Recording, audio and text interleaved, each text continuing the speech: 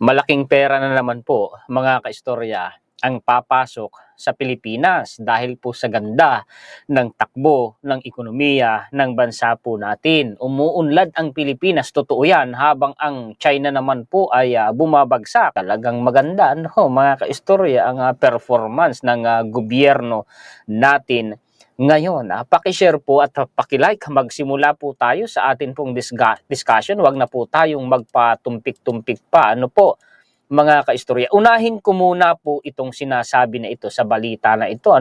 Palakihin ko nga. Ang sabi po, Malaysia's creator to invest 344 million US dollars in Philippine firms over 5 years. Ang laki, mga kaistorya, no? Dagdag na naman contributor po yan sa pag-unlad ng ekonomiya natin at dagdag na naman po yan, kita ng ating gobyerno, dagdag na naman po yan sa nangangahulugan na patrabaho sa mga Pilipino. Basahin nga natin, palakihin ko yung kanyang text. Creator, a Malaysia-based private equity firm, is gearing up to invest approximately 20 billion pesos. Ang laki pala nun, pag kinonvert na. 20 billion pesos in the Philippines over the next 5 years, according to Deal Street Asia. Omar Mahmood, creator country's head for the Philippines, highlighted the firm's strategy to identify and back promising companies with targeted investment ranging from 34 million US dollars to 8 million US dollars. Mga kaistorya, ayon umano sa Bureau of Investment, ay inaprubahan umano ng BOI, mga kaistorya, yung investment commitments na nagkakahalaga ng 1.5 trillion pesos noong July 2024. Yan yung pagsisipag ni PBBM, mga kaistorya, na ini-encourage niya ang mga foreign investors na mag-invest dito sa Pilipinas. Sa mga biyahe niya po, mga kaistorya, talagang pinopromote niya ang ekonomiya ng Pilipinas. Iniimbitahan niya ang mga foreign investors na mag-invest dito sa Pilipinas. Isipin po ninyo, mga kaistorya, maganda talaga. Ang sabi naman dito, ito ay sa Bangko Sentral Ayan, FDI records 394 million US dollars net inflows in 2024. Yan po yung mga foreign investment o investment commitments or investment pledges na naisakatuparan o na materialize.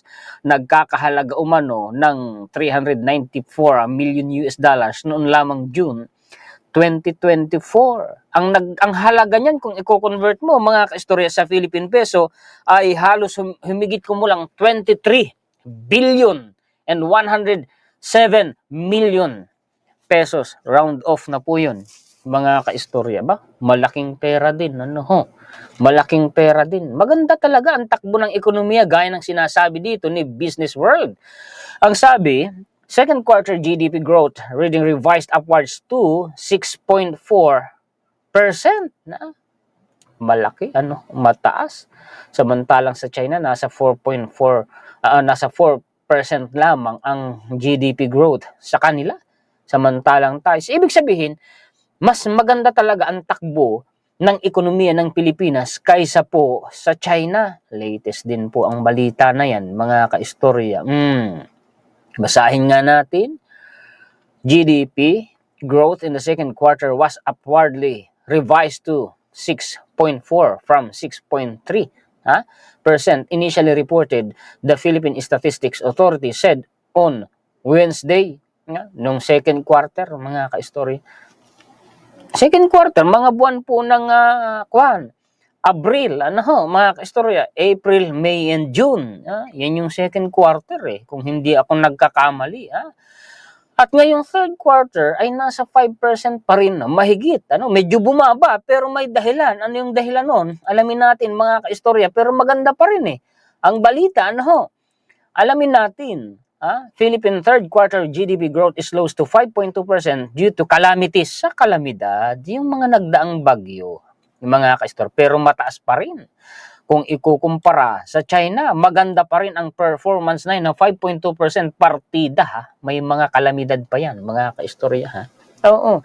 Ano ba ang dahilan kung bakit, bumabagsak ang humihina o bumababa ang GDP growth? Kasi mga kaistorya, yung business transactions mga kaistorya, yung mga papasok din na pera sa Pilipinas, through digital processes mga kaistorya, ay apektado, pornada, pati na yung kabuhayan, mga ari-arian na damage yun. Pati na yung biyahe, transport ng mga produkto, pornada din. Kaya talagang nagko-contribute siya sa pag-slow po ng GDP growth. Ganun yung simpleng kwan dun, mga kaistorya, kapaliwanagan. Huwag na nating palalimin at malilito na ang mga kaistorya po natin. Okay, tuloy po tayo ha.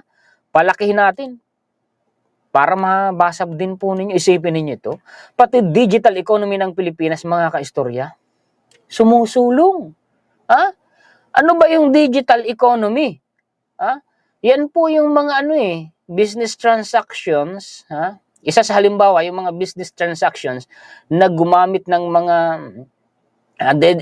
technologies. Oo, yan yun, mga kaistorya. Isa yan sa halimbawa.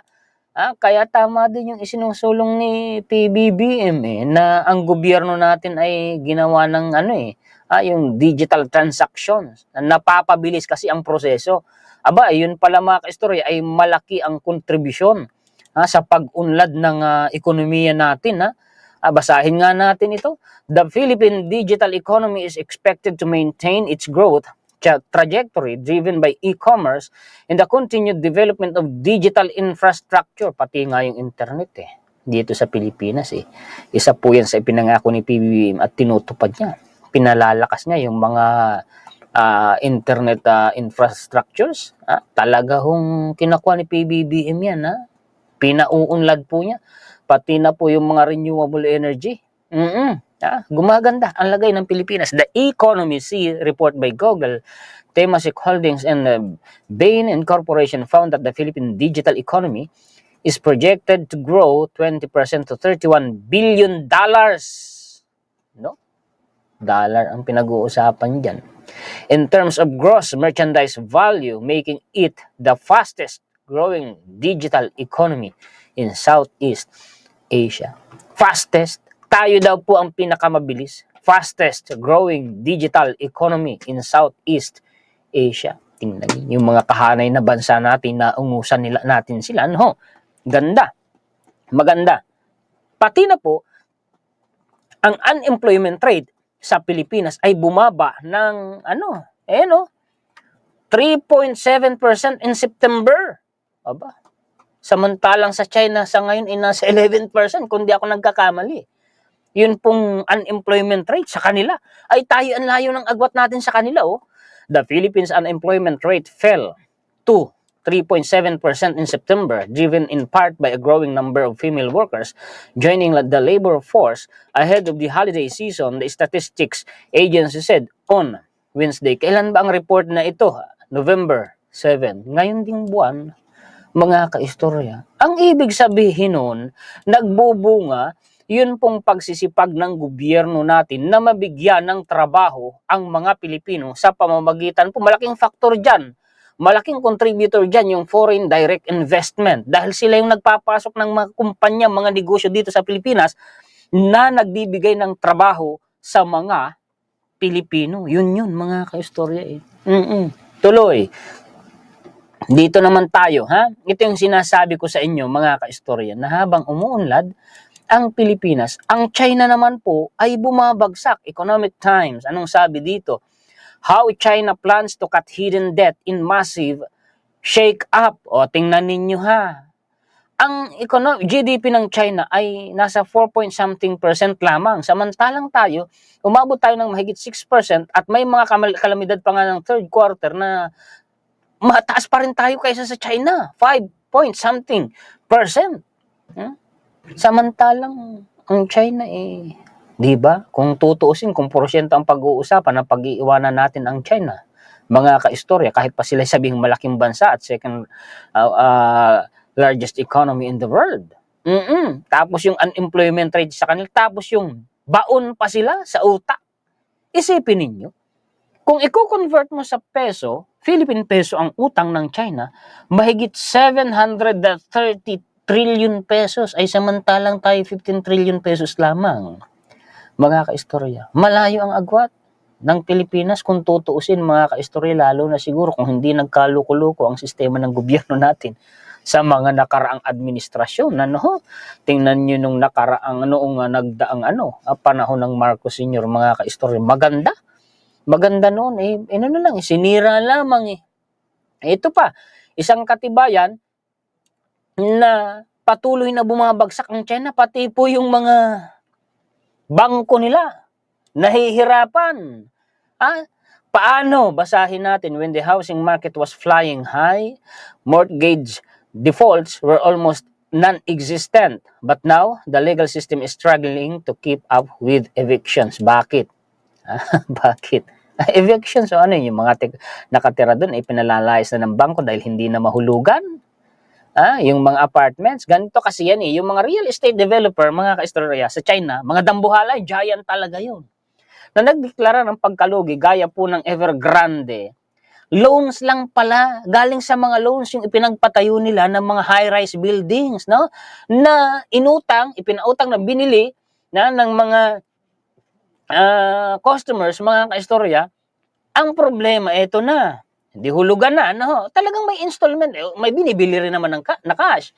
Ngayon, nung pandemic, natural na sinong makakapagbayad ng mortgage o yung hulog buwan-buwan? Wala, halos non-existent umano. Di anong mangyayari? Lugi si developer. Ngayon, kawawa naman si bangko na nag-finance. Doon sa na yun, hulugan na yun. Yan? Milyon-milyon yan na mga apartment ang pinag-uusapan dyan. O di kawawa, yung mga bangko.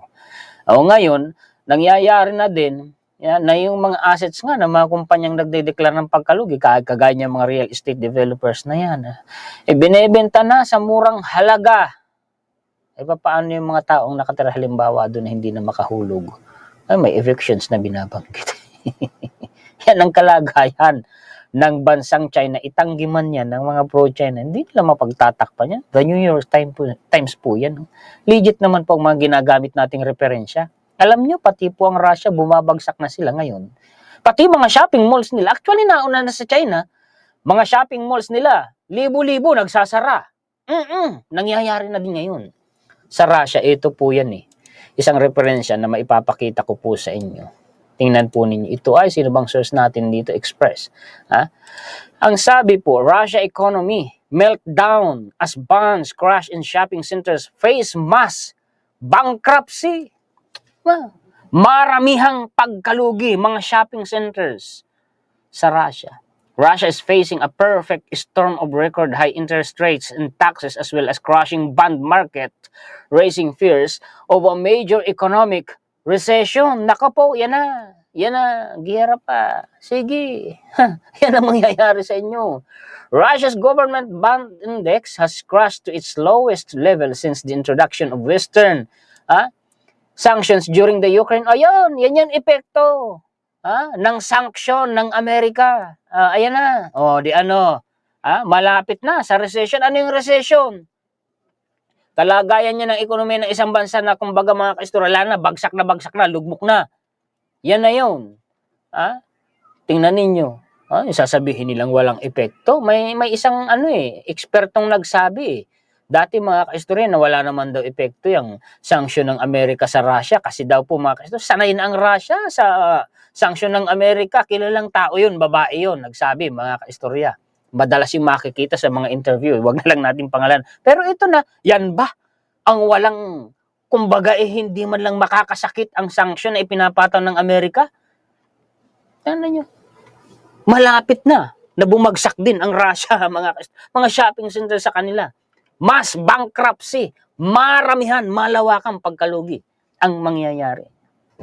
Ayan, si China, saba ka sa gear, ewan ko lang kung ano mangyari sa'yo. Ito take note wala pa pong direct participation si Amerika sa Russia-Ukraine war. Wala. Nagsusupply lang sila ng tulong, maging sa NATO. Pero yung direct participation wala sa Pilipinas at China kung sakali. Sa Southeast Asian lang, mga kaistorya. Sa Southeast Asian countries lang. Idagdag mo pa ang Canada, Australia, ang European Union. Anong mangyayari sa China kung patawan niya ng sanction? trilyon-trilyong dolyares na pera ang gagastusin mo sa pagkikipag digma. Saan ka kukuha ng pera kung pinatawan ka ng sanction ng Amerika? Yun na, isang halimbawa sa Russia. Nai-imagine nyo, mga kaistorya? Huwag kayong matakot. Salamat po sa inyong panunood. Ano ho? At higit sa lahat ay salamat po sa ating Panginoon. Shout out sa lahat ng mga sulit kaistorya natin sa buong mundo. Mabuhay po kayong lahat. Ano ho? Muli ako po si Juan Historiador, ang tagakwento ng totoong istorya ng kasaysayan na nagmamalasakit sa kapwa ko Pilipino at nagmamahal sa bayang ito, ang bansang Pilipinas.